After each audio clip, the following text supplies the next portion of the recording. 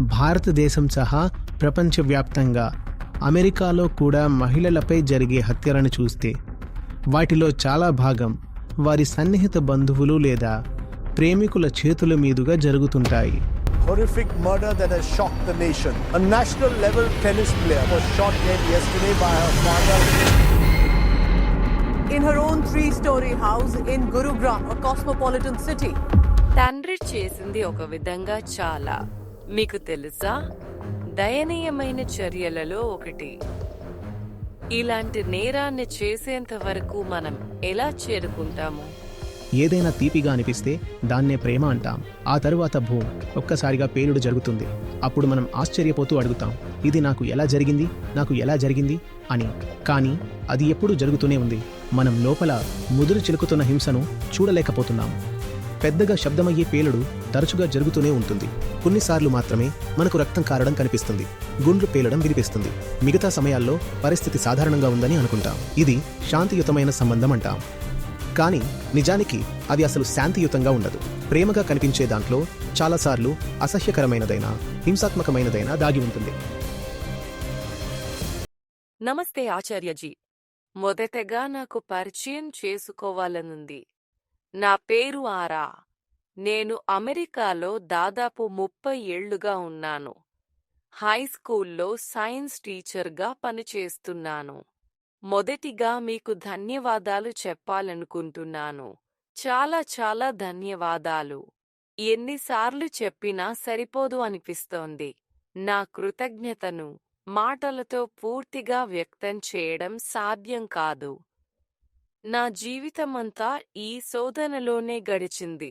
కానీ ఇప్పుడు నేను చేరాల్సిన చోటికి వచ్చానని అనిపిస్తోంది. ఇప్పటి ప్రశ్న, గురుగ్రామ్లో జరిగిన ఒక ఘటన గురించి. అక్కడ ఒక తండ్రి తన కుమార్తెను చంపేశాడు. ఆ అమ్మాయి సాధించిన విజయాలను చూస్తే ఆమె నిజంగా ఎంతో గొప్పగా చేసింది అనిపిస్తుంది. ఆ స్థాయికి చేరడమంటే కుటుంబం నుండి, తల్లిదండ్రుల నుండి పూర్తి సహకారం లేకుండా సాధ్యం కాదు. కానీ ఇప్పుడు ఆ తండ్రి చేసిన పని చాలా భయంకరమైనదిగా చెప్పుకోవచ్చు. ఎవ్వరైనా చేయగలిగే అత్యంత దుర్మార్గమైన చర్యల్లో ఇది ఒకటి. కాబట్టి ప్రశ్న ఏమిటంటే, మనం ఎక్కడ తప్పు చేస్తున్నాం? ఇలాంటి నేరాన్ని చేయడానికి మనం ఈ మేరకు ఎలా చేరుకుంటాం?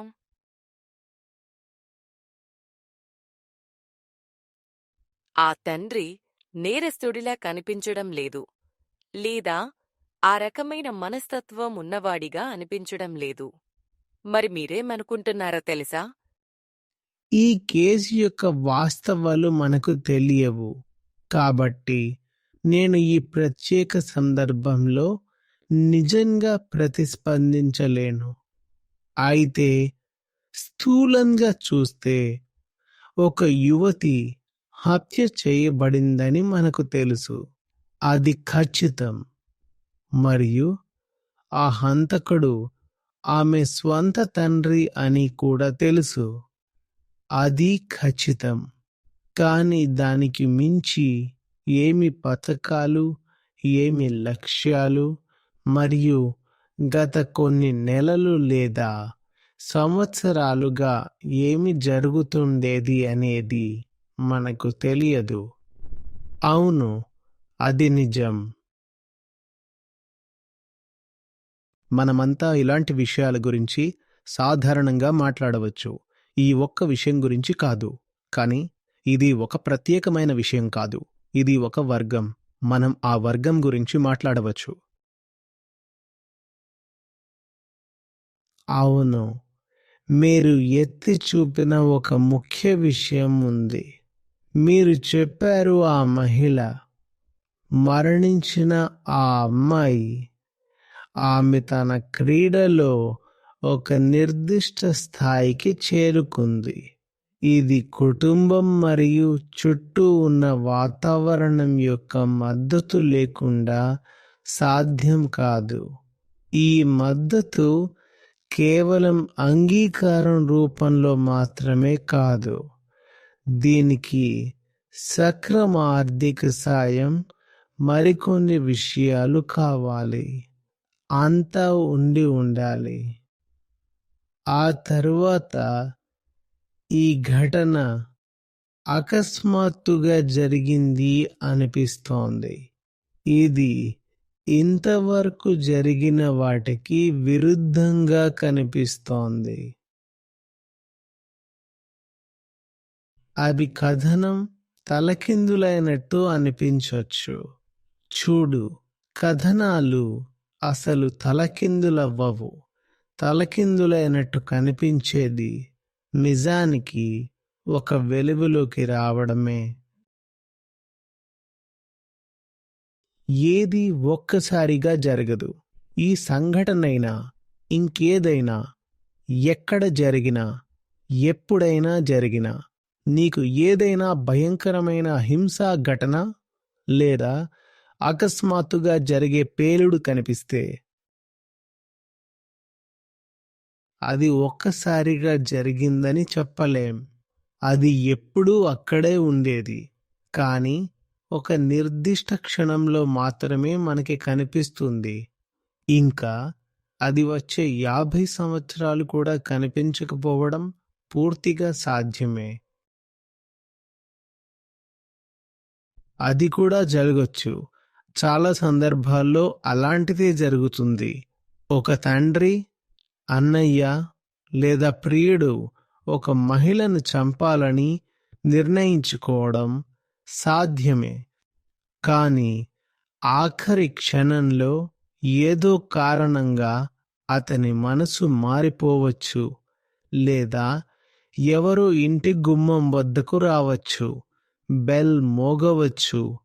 ఆ క్షణం దాటిపోతుంది. తర్వాత యాదృచ్ఛికంగా పరిస్థితులు మళ్ళీ అలాంటి క్షణాన్ని తీసుకురావు, లేదా 15 ఏళ్ల తర్వాత మాత్రమే వస్తాయి. అప్పుడు మనం అనుకుంటాం, ఇంతకాలం బాగానే ఉంది అని. తదుపరి 15 సంవత్సరాలు గాని 50 సంవత్సరాలు గాని ఇద్దరూ సహజ మరణం పొందే వరకు అంత సవ్యంగా జరిగిందని భావించేస్తాం. కాదు, నిజానికి అలా కాదు. చాలా సంబంధాలు, ముఖ్యంగా యువతుల విషయంలో చూసుకుంటే, అవి ఎప్పుడూ ఒక అంచునే ఉంటాయి.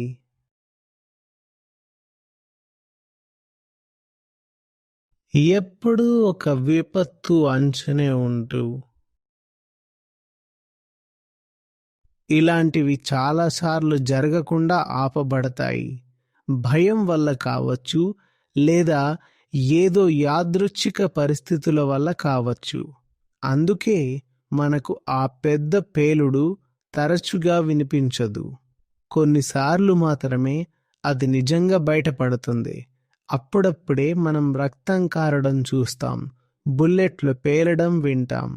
మిగతా సమయాల్లో మనకు అన్నీ సరిగానే ఉన్నట్టు అనిపిస్తుంది. మనం అంటాం, ఇది శాంతియుతమైన సంబంధమని. కానీ నిజానికి అది ఎప్పుడూ శాంతియుతంగా ఉండదు. మనం చురుకుగా ఏదైనా చేయకపోతేనే, మనకు తుపాకీ గుళికలు పేలుతున్న శబ్దం వినిపించకపోతేనే సంబంధాలు సుఖంగా ఉన్నాయన్న అర్థం కాదు. భాగస్వాముల మధ్య కానీ, తల్లిదండ్రులు మరియు పిల్లల మధ్య, ముఖ్యంగా కుమార్తెలతో అయితే మరీ కాదు. అసలు అలా అనుకోవద్దు. మీరు చెప్పినట్టు ఆ అమ్మాయి తన వృత్తిపరమైన ప్రయాణంలో ఇంత దూరం వెళ్ళగలిగిందంటే ఏదో స్థాయిలో మద్దతు ఉండి ఉంటుందనుకుంటారు. అవును, అది నిజమే. కానీ చూడండి, అక్కడ ఒక కనిపించని గీత ఉంది, ఒక గ్లాస్ సీలింగ్ లాంటిది. నువ్వు చేయగలవు, నిజంగా చేయగలవు, కానీ కొంతవరకే చేయగలవు. ఎందుకంటే చూడు, మనం చెడ్డవాళ్లమని అనిపించుకోవడం మనకు ఇష్టం ఉండదు. మనల్ని వెనుకబడిన వాళ్ళుగా పిలవడం కూడా ఇష్టం ఉండదు. మేము నైతికత పరంగా సరైన వైపున ఉండాలని కోరుకుంటాం. కాబట్టి కూతురు ఏదైనా అడిగితే అది సంస్కృతి, అలవాట్లు, స్వార్థం ఎంతవరకు అనుమతిస్తాయో అంతవరకే ఇవ్వబడుతుంది. అది మనల్ని మోసం చేయనివ్వకండి. అక్కడ స్పష్టమైన హద్దులు ఉన్నాయి. ఆ హద్దుల్లో బాంబులు పెట్టబడ్డాయి. అయ్యో, నువ్వక్కడ అడుగు పెడితేనే ఒక పేలుడు జరుగుతుంది. నేను అర్థం చేసుకుంటున్నది ఏమిటంటే, తల్లిదండ్రులు తమ పిల్లల కోసం చేస్తున్నదేమిటో అనే విషయం.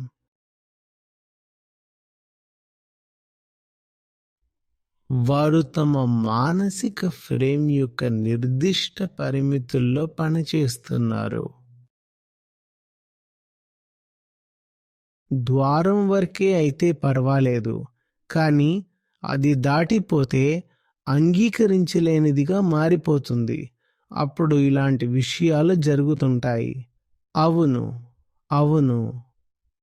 చూడు, పక్షిని ఎగరడం నేర్పించాలి. అప్పుడు అది బాగుంటుంది చూడడానికి కూడా. తర్వాత అది ద్వారం మీద, అల్మారీ మీద కూర్చుని ఒక గది నుంచి ఇంకో గదికి ఎగిరిపోతూ ఉంటుంది కదా. అసలు సమస్య ఏంటంటే, కొద్దిసేపటికే ఆ పక్షికి విస్తృత ఆకాశాన్ని అన్వేషించాలని అనిపిస్తుంది.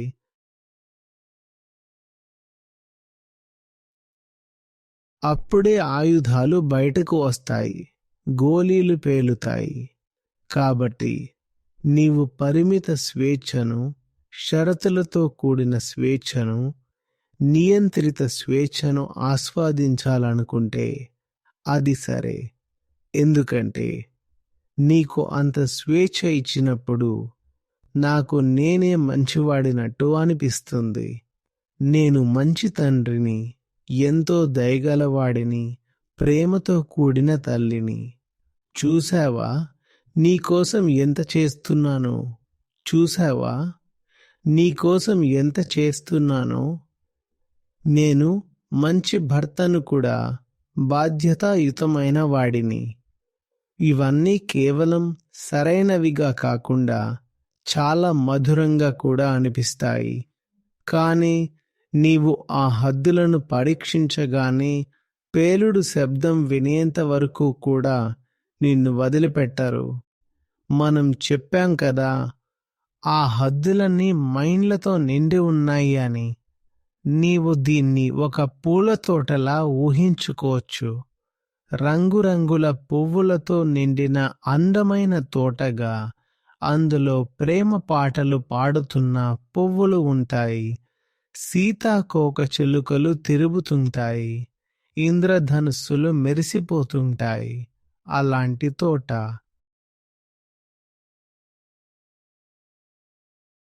ఆ ఫెన్స్ నాదే. బయటకు అడుగేయాలని చూస్తే నిన్ను ముక్కలుగా పేల్చేస్తారు.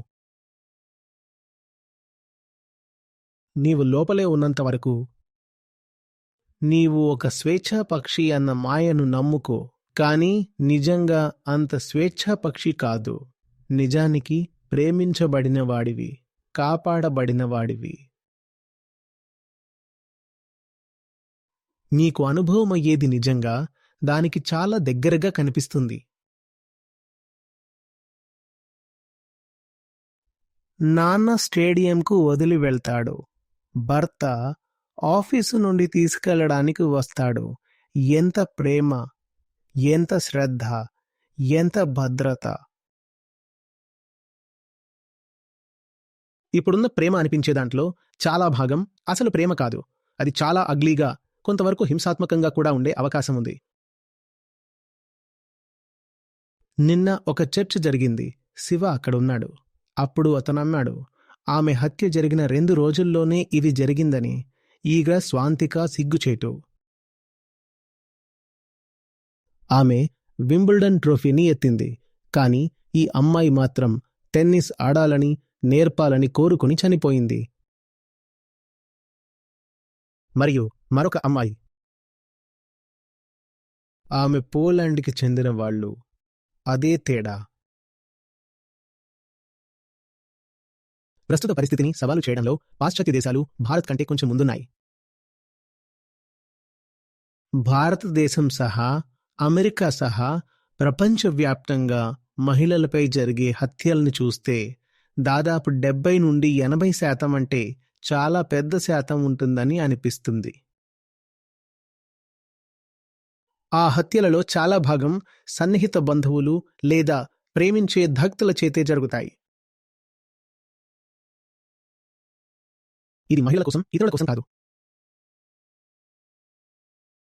నీకు హత్య కేసులు చూసినప్పుడు స్త్రీలు హత్య చేయబడ్డారు. హంతకుడు చాలాసార్లు దగ్గరగా ఉన్న వ్యక్తే కాదు. స్త్రీల హత్య విషయానికి వస్తే ఎక్కువగా హంతకుడు ఆమెకు దగ్గరైన వ్యక్తే ఉంటాడు. సాధారణంగా అలా జరుగుతుంది. ఒక పురుషుడితో ఆమెకు కుటుంబ సంబంధం ఉంది,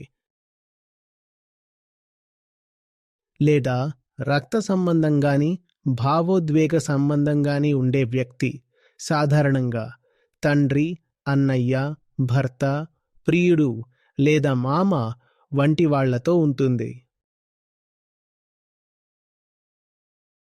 ఇవాళ ఆమె ప్రేమ పొందుతానని అనుకుంటున్న వాళ్లే ఇవి. అందుకే చాలాసార్లు నాకు చిరాకు మాత్రమే కాదు, అసలు కోపం కూడా వస్తుంది ఈ విషయంలో. ఎంత తేలిగ్గా మోసపోతారో, కావాలనే అమాయకంగా ఉంటారో. ఏది తీయగా ఉంటే దానికి పేరు పెడతారు.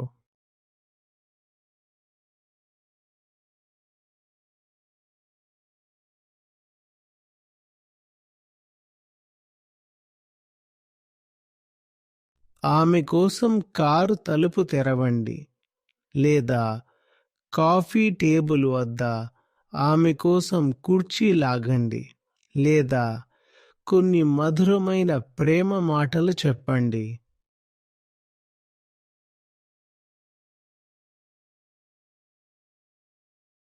అయ్యో, నీవు కొంచెం బరువు తగ్గినట్టు కనిపిస్తోంది.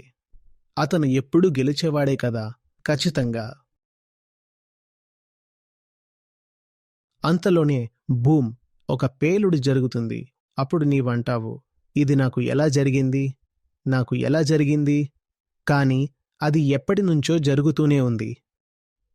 మీరు మీ భావోద్వేగాల వల్ల, మీ భద్రతా అవసరాల వల్ల, మీ కండిషనింగ్ వల్ల గుడ్డివారైపోయారు.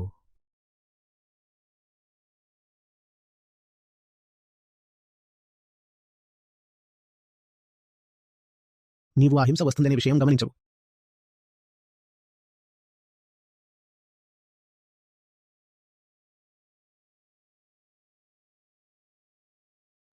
ఆంగ్ల దాడి బాధితులు పురుషులుగా ఉన్నారు. దయచేసి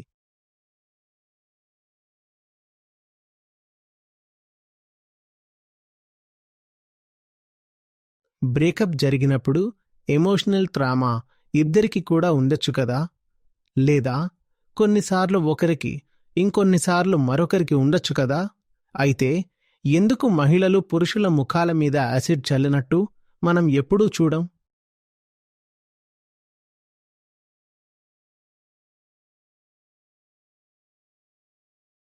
మనం ఎలాంటి ఊహలు చేసుకోం, స్పష్టమైన నిర్ణయాలకు రాకుండా ఉంటాం.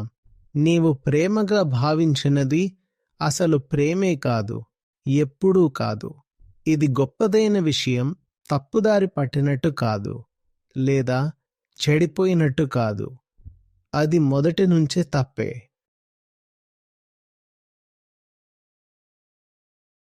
నీవు పేరుడు జరిగే వరకు బతికిపోయిన అదృష్టం కలిగి ఉన్నప్పుడు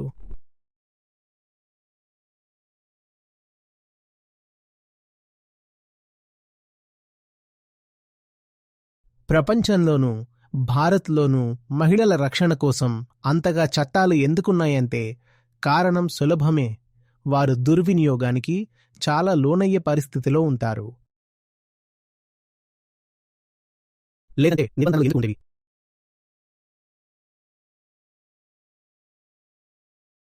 ఈ బలహీనతలో చాలా భాగం నివారించదగినదే. మనమే మనమీదే మోపుకున్నదిది.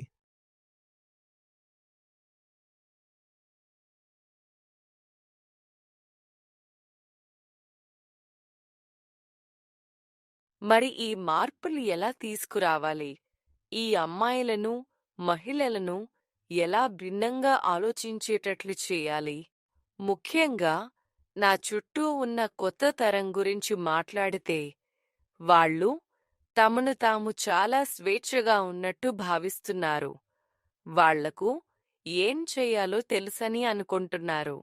కాని అయినా కూడా నాకు వాళ్ళ మీద సమాజపు ఒత్తిడి కనిపిస్తుంది. కాని వాళ్ళు ఆ ఒత్తిడిని అంగీకరించడానికి సిద్ధంగా లేరు. ఇది ఒత్తిడి కాదు, ఇది ఒక ఒప్పందం. ఇది ఒక ఒప్పందమే. వాళ్ళు ఆ ఒప్పందం నుంచి బయటకు రావాల్సి ఉంటుంది. ఈ ఒప్పందం తీపి మరియు భద్రతను హామీ ఇస్తుంది. ఒప్పందం కుదిరింది, మొదలు పెట్టేద్దాం. వాళ్ళు కల్పిత కథలలో జీవించడం ఆపేయాల్సి ఉంటుంది.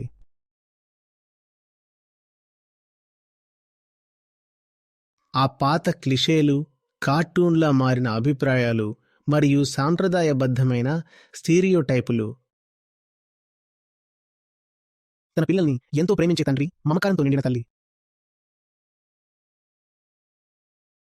రహస్య సోదరుడు.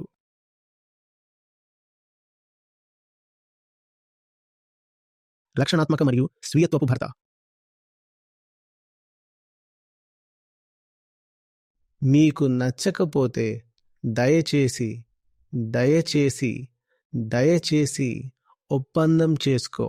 ఇది ఒక ఒప్పందమే. ఈ ఒప్పందం ప్రకారం నువ్వు ఈ చిత్రాలను, ఈ కథలను అంగీకరిస్తావు. వాటిని అంగీకరిస్తే నీకు ఆ కథలో నీవు తీసుకున్న పాత్ర ప్రకారం అన్ని వస్తువులు లభిస్తాయి. విషయం ఏంటంటే ఇది ఒక కథ. దయచేసి నేను ఆ పాత్రకి అనుగుణంగా మార్చుకో. నీకు ఈ పాత్ర నచ్చితే నాన్న ఆ పాత్ర పోషిస్తారు. ఇదే ఒప్పందం.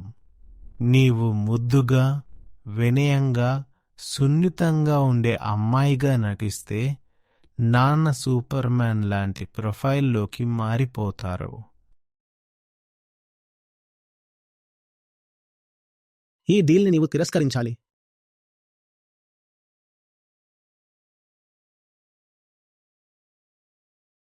ఒక చెడ్డ ఒప్పందం. అది అలా చూడాల్సిన అవసరం ఉంది. ఇది చాలా చాలా చెడ్డ ఒప్పందం.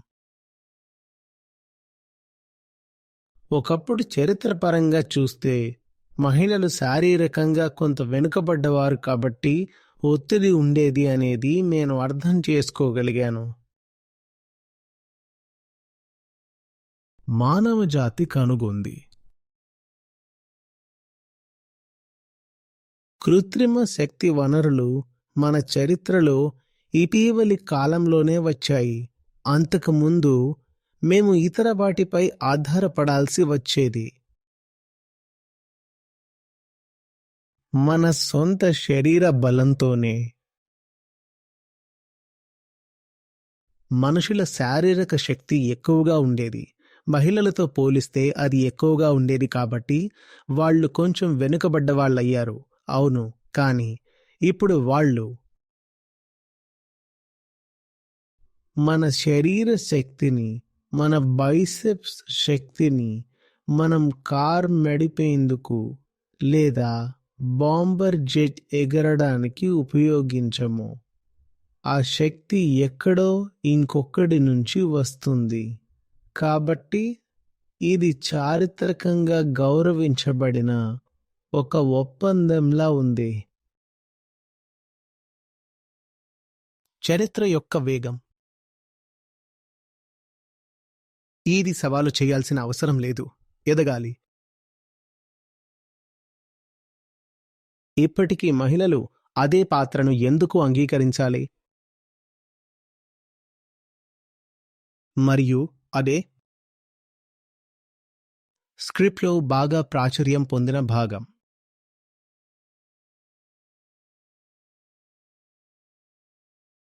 ఎవరో వస్తారు మరియు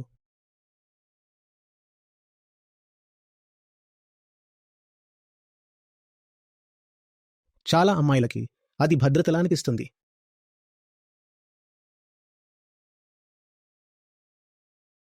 ఎవరో ఆమెతో తక్కువ చేసి మాట్లాడుతున్నారు.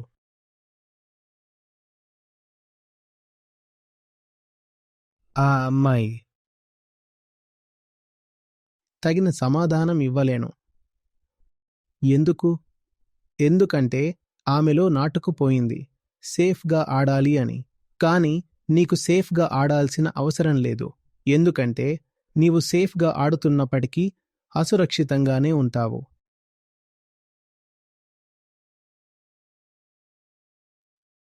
ఇప్పటి నుండి నీవు అలా మౌనంగా భరించాల్సిన అవసరం లేదు. ఎందుకంటే నీవు మౌనంగా భరించినా అతడు ఎప్పటికీ సంతృప్తిగా ఉండడు. నిన్ను పూర్తిగా తొక్కేస్తాడు, ఒకరోజు స్పందనగా. నీ చిన్నపాటి నిరసనతో నువ్వు కేవలం అవుతావు. ఏళ్ల తరబడి వాడికి లోబడి ఉన్నా కూడా అదే వస్తే అది మంచి డీల్ ఎలా అవుతుంది? నేను తరచూ చెబుతుంటాను. అంతగా చెబుతుంటే అది మళ్ళీ ఒక రకమైన చీలక వాక్యంగా మారిపోయింది. నీవు ఒక మనిషివి కదా, మరి ఎందుకు అన్ని ముద్రలు లక్షణాలు మోస్తున్నావు? మధ్యయుగ మహిళ గురించి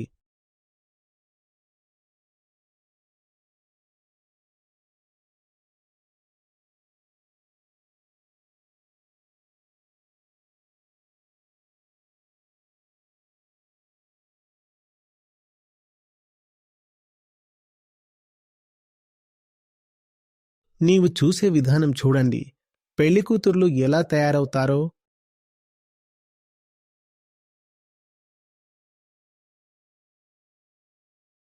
శరీరంపై అంతగా లోహం, అంతగా వస్త్రాలు, ఇంకా అంతగా చర్మం.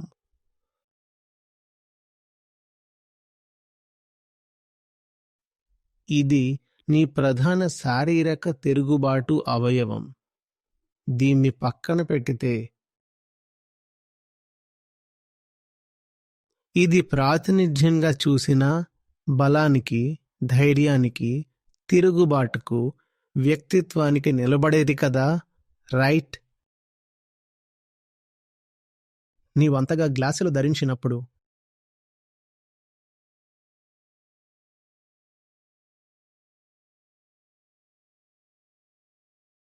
మనమింకా నిజాయితీగా ఉండకూడదేంటి? దానిని చేతికట్టులా పిలువు, ఎందుకంటే అది కూడా అదే పనిని చేస్తుంది. ఇప్పుడు నువ్వు పారిపోలేవు, ఇప్పుడు నువ్వు పోరాడలేవు, ఇప్పుడు నువ్వు ఎదిరించలేవు, లేదంటే అద్దం చీలి గుచ్చుతుంది. మీ స్వంత చెయ్యి.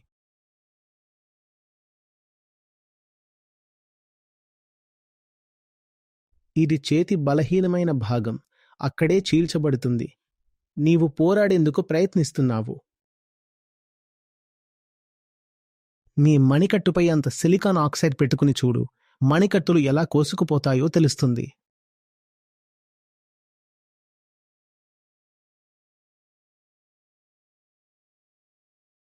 కానీ ఆడవాళ్లు మాత్రం మాకు ఇష్టమంటున్నారు.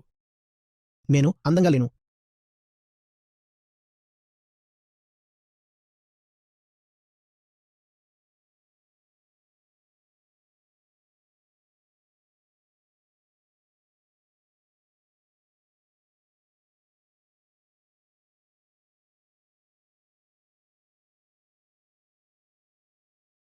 దయచేసి అర్థం చేసుకో.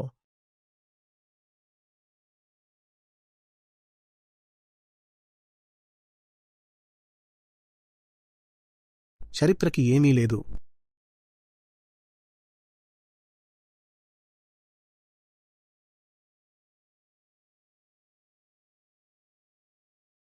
నీ దగ్గర ఇదే ఒకటుంది. గతం నీకు ఏ రూపంలోనూ ఇవ్వదైనది.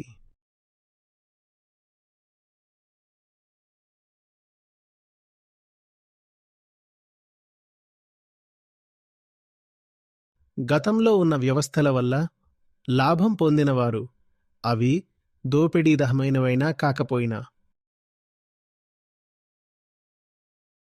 వాళ్ళు గడిచిన కాలానికే అంటుకుపోయి ఉండాలనుకుంటే యూస్త్ వాళ్ళు అలా చేస్తే అది ఓ విధంగా సమంజసంగానే ఉంటుంది. వాళ్ళు గతంలో ఉన్న అన్ని రకాల సామాజిక, ఆర్థిక, మత వ్యవస్థల వల్ల లాభం పొందారు కాబట్టి ఆ గతం కొనసాగాలని కోరుకుంటున్నారు. అది అర్థవంతమే. కాని మహిళలు గతాన్ని పట్టించుకోవడం వల్ల వారికి ఏ లాభం ఉంటుంది?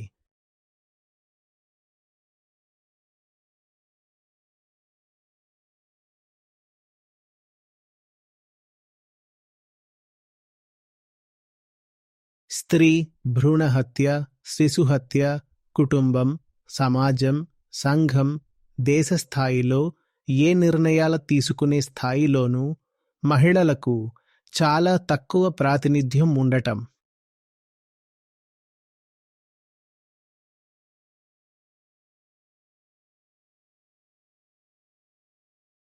నీ శరీరాన్ని నీవే అధికారం చూపించు.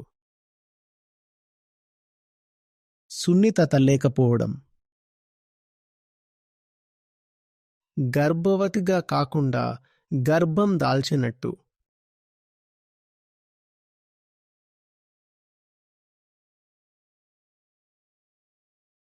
నీకెందుకు చరిత్రతో సంబంధం ఉండాలి?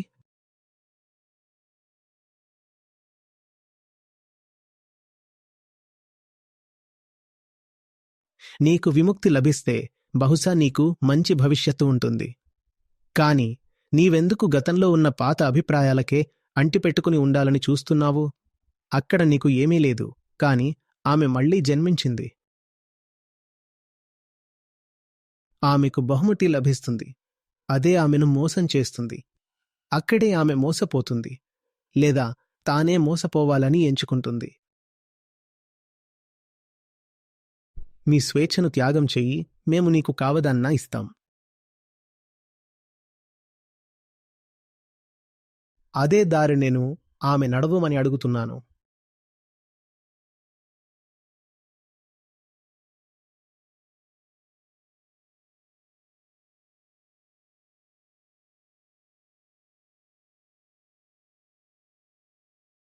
డీల్ పూర్తి చేయాల్సిన అవసరం ఉంది. మనిషి కంటే దిగువగా ఉన్నది లింగం ఆధారంగా చేసే హాస్యరూపకాన్ని కాదు.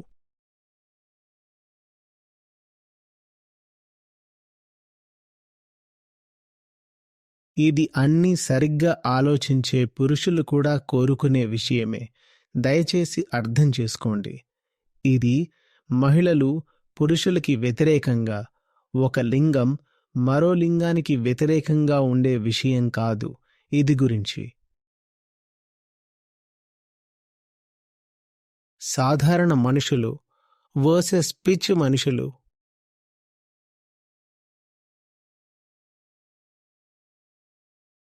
మనం చెప్పినట్టు నిజంగా సరిగ్గా ఆలోచించే పురుషులు, వాళ్ళు తమ గురించి పట్టించుకునేవారు. నేను మహిళల గురించి పట్టించుకోమని చెప్పడం లేదు. జీవితాన్ని నిజంగా అర్థం చేసుకున్న పురుషులు కూడా. వాళ్ళు ఆతృతగా ఎదురుచూస్తున్నారు మహిళలు గతాన్ని వదిలేసి ముందుకు అడుగు వేయాలని.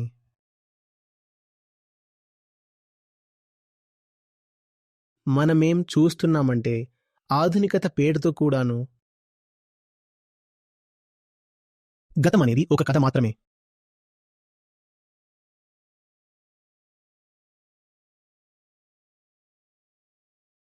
నాకు అర్థం కావడం లేదు. వాళ్ళకి గతం మరియు సంప్రదాయాల పట్ల అంత ఆకర్షణ ఎందుకు ఉంది?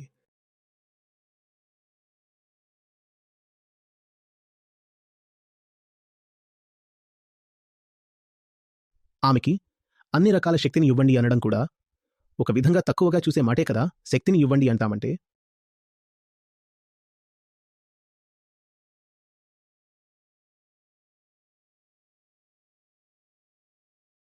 తరువాత ఎంపిక పేరుతో ఆమె తన స్వేచ్ఛను తానే వదులుకుంటుంది. ఆమె చెబుతుంది, నాకు పనిచేసే మహిళగా ఉండాలని లేదు, అదే నా స్వేచ్ఛ.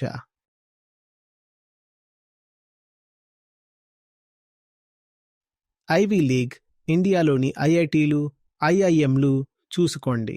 పాస్ అవ్వక 10 ఏళ్ల తరువాత ఎంతమంది మహిళలు ఇంకా పనిచేస్తున్నారో తెలుసుకోండి.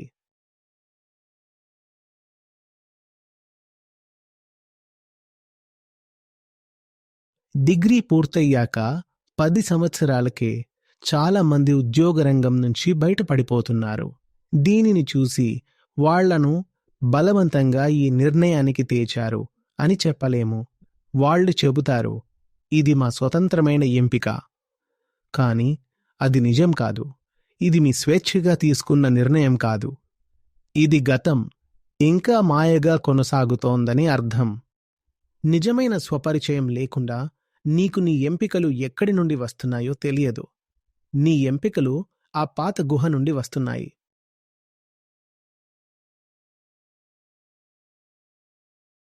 నీ ఎంపికలు ఆ మధ్యయుగపు మనస్తత్వం నుంచి వస్తున్నాయి.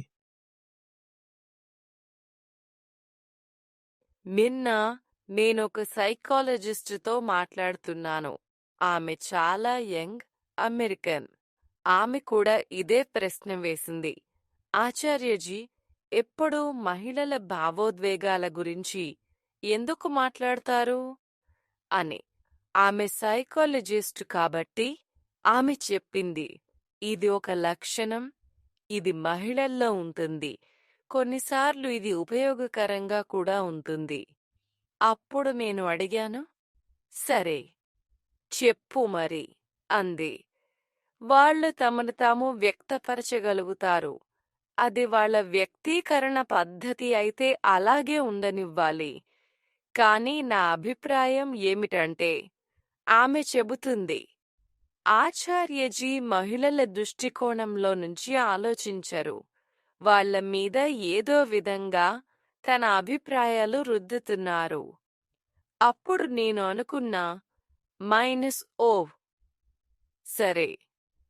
కాని విషయమేమిటంటే, ఆమె ఒక సైకాలజిస్ట్ కాబట్టి వివిధ రకాల అమ్మాయిలతో పనిచేస్తుంది. నేను అడిగాను, సరే, కొన్ని అమ్మాయిలకు ఈ కౌన్సిలింగ్ వంటి అవకాశాలు ఉంటాయి కానీ ఎంత శాతం మందికి అలాంటి అవకాశం ఉంది?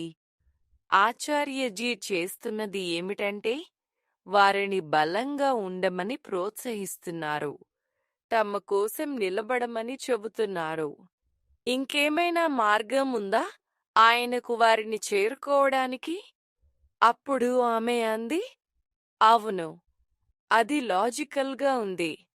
ఇప్పుడు నా ప్రశ్న నీకు, నెక్స్ట్ టైం అలాంటి ప్రశ్న వస్తే నేనెంత బెటర్గా సమాధానం చెప్పగలను? ఇది చాలా ఓపెన్గా, చాలా క్లియర్గా ఉన్న విషయం. ఆరోపణలు, స్త్రీలు తమ భావోద్వేగాలతో ఉండటానికి, వాటిని వ్యక్తపరచడానికి, తాము ఉన్నట్లే ఉండటానికి ఎందుకు అనుమతించబడరు? కారణం చాలా సాదా. మీరు మీ భావోద్వేగాలను ఎంచుకోరు. అవి మీవి కావు. నేను ఆ వ్యక్తిని ఛాతీ, నడుము, గర్భాశయం ఉన్నవారుగా చూడటం లేదు. నేను ఆ వ్యక్తిని చైతన్యంగా చూస్తున్నాను. మరియు భావాలు ఎక్కడి నుండి వస్తాయో నీకు బాగా తెలుసు. మనం ఇప్పుడు మాట్లాడుకుంటున్న భావోద్వేగాల్లో చాలా భాగం యువస్థితి నుంచే ఉత్పన్నమవుతాయి. ఒకవేళ బయోలాజికల్ ప్రక్రియ లేదా రసాయన సంబంధిత విషయం ఉంటే చాలా భావోద్వేగాలు మనకు అనుభూతి కాకపోవచ్చు. అలాగే కొన్ని భావోద్వేగాలు మరింతగా పెరిగిపోవచ్చు కూడా. ఒక చిన్న ఇంజెక్షన్ లేదా ఒక మాత్ర తీసుకుంటే చాలు, ఎమోషన్ల తుపానులా వచ్చేస్తాయి. మరి నీ భావోద్వేగాలు నిజంగా నీవేనా?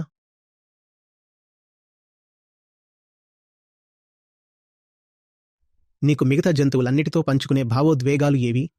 నీవు ఏ భావోద్వేగాల గురించి మాట్లాడుతున్నావు? అన్ని భావోద్వేగాలు చాలా ప్రాథమికమైనవే.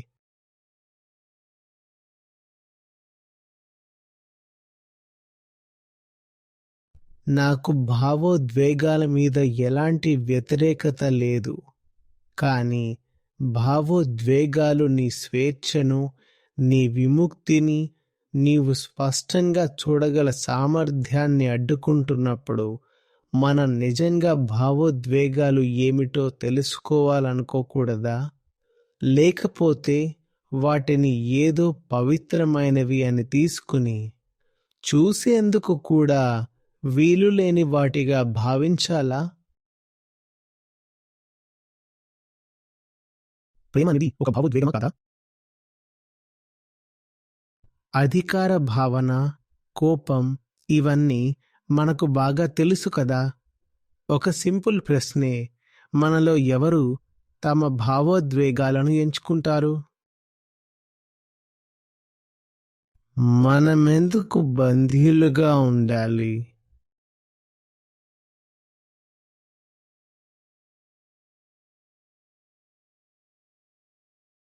ఇది మనసులో ఏమనిపిస్తున్నా సరే సరైన పనిని చేయడంపైనే ఆధారపడి ఉంటుంది. నీకు అనిపించే భావాలే నీవు కాదురా. నీకు కలిగే భావోద్వేగాలే నీవు కాదురా. భావోద్వేగాలు తాత్కాలికం, అవి వస్తుంటాయి, పోతుంటాయి. కాని నువ్వు అలా వచ్చిపోతున్నవాడివా? భావోద్వేగాలు చాలా వ్యూహాత్మకంగా, చాలా చతురతగా బయట నుండి వచ్చిన ప్రేరణ వల్ల రేకెత్తించబడవచ్చు.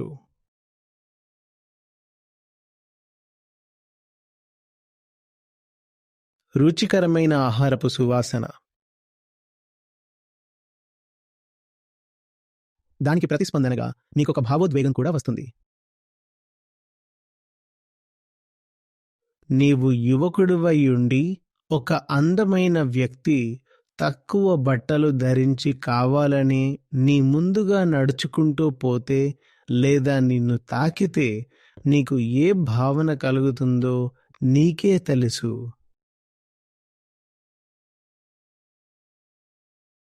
అందుకే నిన్ను అరెస్ట్ చేయవచ్చు. ఇది పోలీసుల చేత కాదు, నీలో నుంచి నీ స్వంత భావోద్వేగాల ద్వారా నిన్ను నియంత్రించడానికి, పట్టుకోవడానికి ఉపయోగిస్తారు. విషయం అంతే సింపుల్గా ఉంది. మనోవిజ్ఞానం చదివిన వాళ్ళెవ్వరైనా ఇది తెలియకపోవడం నాకు అర్థం కావడం లేదు. ఇది చూడడం అంత కష్టం కాదు. అసలు విషయం ఏమిటంటే ఇది చూడటం ప్రమాదకరం. కష్టం కాదు, కానీ ప్రమాదకరం. ఎందుకంటే నువ్వు ఇది ఒప్పుకుంటే నీ తక్కువ స్థాయి సౌకర్యాలను చాలా వరకు వదిలేయాల్సి వస్తుంది. మన భావోద్వేగాల పేరుతో మనం కొనసాగించే చీప్ ఆసక్తులు నాకు నచ్చవు. చూడు, అంటే నాకు అలా అనిపిస్తుంది. చాలా విషయాలకు అదే తుది సమాధానం అయిపోతుంది కదా, కాదా? నీవే ఏదో చెబుతావు, నీవు కోరికను వ్యక్తపరుస్తావు, మరొకరు దానిని తెలుసుకోవాలనుకుంటారు. మరియు నీ తుది సమాధానం ఇలా ఉండొచ్చు: ఎలాంటి ప్రశ్నలు లేకుండా నాకు ఇలానే అనిపిస్తోంది, కాబట్టి నేనిలా చేస్తాను, అంతే. అక్కడే ఆగిపోతుంది. ఇదే స్వార్థం. మనం వెంబడిస్తున్న చిన్న ప్రయోజనం ఇదే.